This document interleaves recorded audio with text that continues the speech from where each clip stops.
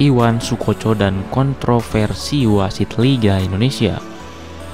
Liga Indonesia, selain menyuguhkan hiburan berupa aksi olah bola di atas lapangan, Liga Indonesia juga menyuguhkan drama-drama di atas lapangan. Dramanya antara lain yaitu drama adu penalti, drama kungfu pemain, dan yang tak kalah seru adalah drama pengambilan keputusan dari sang pengadil lapangan yaitu wasit. Kalau bicara soal wasit di Liga Indonesia, tentunya yang pertama ada di kepala kita adalah keputusan-keputusan kontroversial yang menghasilkan drama. Dan jika ditanya nama wasit yang paling diingat karena keputusannya, jelas Iwan Sukoco lah jawabannya.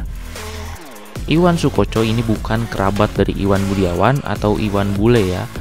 Iwan Sukoco ini adalah wasit Liga Indonesia yang tercatat sebagai wasit senior di Liga Indonesia. Iwan Sukoco dalam setiap pertandingannya yang dipimpinnya selalu saja ada keputusan yang bikin geleng-geleng kepala.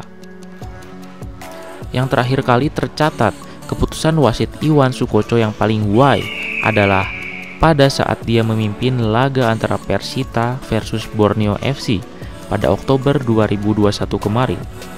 Keputusannya adalah memberi kartu kuning kedua untuk Irsyad Maulana yang dianggap melakukan diving di kotak penalti. Keputusan ini pun dianggap salah karena pelatih Persita menilai bahwa Irsyad benar-benar dijatuhkan oleh pemain belakang Borneo FC. Namun keputusan wasit Iwan Sukoco tetap bulat, Irsyad pun akhirnya harus keluar pertandingan. Bukan hanya itu saja, Lord Iwan Sukoco membuat keputusan yang dianggap salah. Beberapa di antara keputusannya yang kontroversial adalah saat wasit Iwan menganulir gol Melvin Place di Liga 1 2019.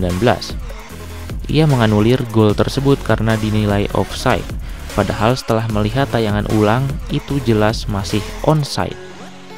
Ini memang bukan murni kesalahan wasit Iwan, karena yang bertanggung jawab terhadap keputusan offside atau tidaknya itu adalah hakim garis. Di laga yang sama, Lord Iwan menganulir gol Ricky Fajrin. Dia menilai ada pelanggaran terlebih dahulu ke kiper sebelum Fajrin mencetak gol. Para pemain dan pelatih Bali United merasa benar-benar tak puas dengan kepemimpinan wasit di laga ini.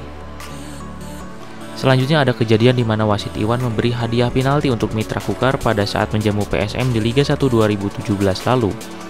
Sentuhan kecil yang menjatuhkan penyerang Mitra Kukar membuat wasit Iwan menunjuk titik putih.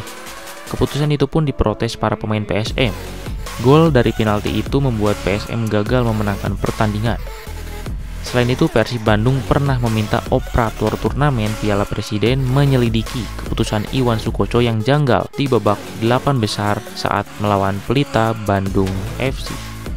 Sriwijaya FC pernah meminta PSSI membebas tugaskan Iwan Sukoco karena merasa dirugikan saat melawan PSM Makassar di turnamen pramusim pada 2016. Dengan keputusan-keputusannya yang kontroversial tadi, nama wasit Iwan Sukoco di Liga Indonesia semakin terkenal sebagai wasit yang dinilai bermasalah. Di balik semua itu, ternyata wasit Iwan Sukoco pernah tercatat sebagai wasit terbaik pada gelaran Liga Indonesia, Indonesia Super League atau ISL pada tahun 2013-2014 lalu. Diketahui juga selain berprofesi sebagai wasit, Iwan Sukoco diketahui berstatus sebagai anggota Bintara TNI yang ditugaskan sebagai Baminkomsos atau Bintara Administrasi Komunikasi Sosial di Koramil, Wagir, Kabupaten Malang. Kasus Iwan Sukoco ini adalah bukan satu-satunya yang terjadi di sepak bola kita. Banyak sekali wasit yang bermasalah. Ini adalah bukti di mana sepak bola Indonesia belum siap masuk ke dunia sepak bola profesional. Gimana mau profesional kalau SDM-nya masih buruk? Selain wasit, kita juga harus menyoroti buruknya SDM pengelola Liga Indonesia. Kasus AHPS Pati yang baru-baru ini terjadi, disangsi kalah WO karena memainkan IGD Sukadana yang dianggap seharusnya dilarang bermain, menjadi salah satu bukti masih ada sedikit buruknya pengelolaan Liga Indonesia. Pengelola Liga Indonesia seharusnya bisa profesional.